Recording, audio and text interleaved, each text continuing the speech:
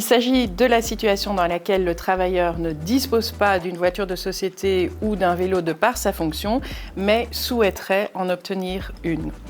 Dans ce cas, c'est possible en contrepartie d'une diminution de sa rémunération brute mensuelle. L'employeur va donc mettre à disposition du travailleur un vélo ou une voiture que le travailleur pourra également utiliser de manière privée. Il s'agit d'une possibilité pour le travailleur donc d'adapter son package rémunératoire en fonction de ses préférences.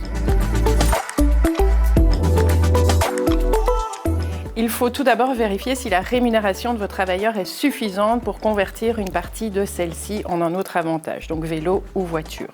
D'autre part, il faut savoir que vous ne pouvez jamais déduire plus de 20% de la rémunération de votre travailleur en un avantage équivalent, donc voiture ou vélo, et vous ne pouvez jamais non plus tomber en dessous du barème qui est prévu par le secteur.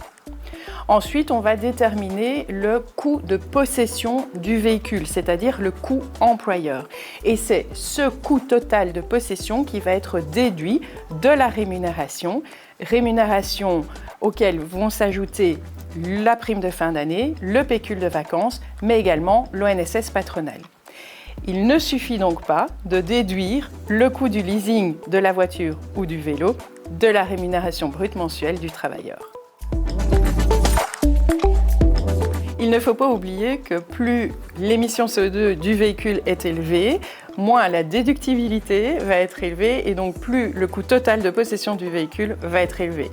Donc parfois il est plus intéressant pour votre travailleur de choisir un véhicule électrique, même si au départ, rien qu'au niveau du prix du leasing, cela pourrait paraître moins intéressant. Donc il est très important d'expliquer à votre travailleur comment est calculé le coût de possession du véhicule, de lui expliquer également quel type de véhicule il peut ou il a intérêt à choisir et de lui expliquer toutes les règles relatives à la conversion salariale et les conséquences de celle-ci.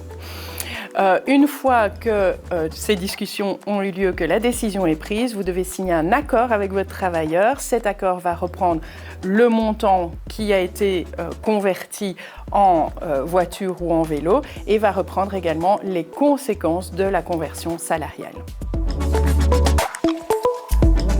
On va regarder quelle voiture ou vélo entre en ligne de compte et pour quel budget.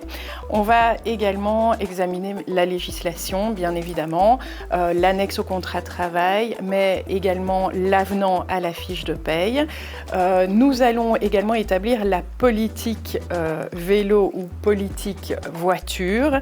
On va définir les règles en la matière dans l'entreprise. Ensuite, nous allons faire les simulations et notamment les calculs brut net pour les travailleurs concernés.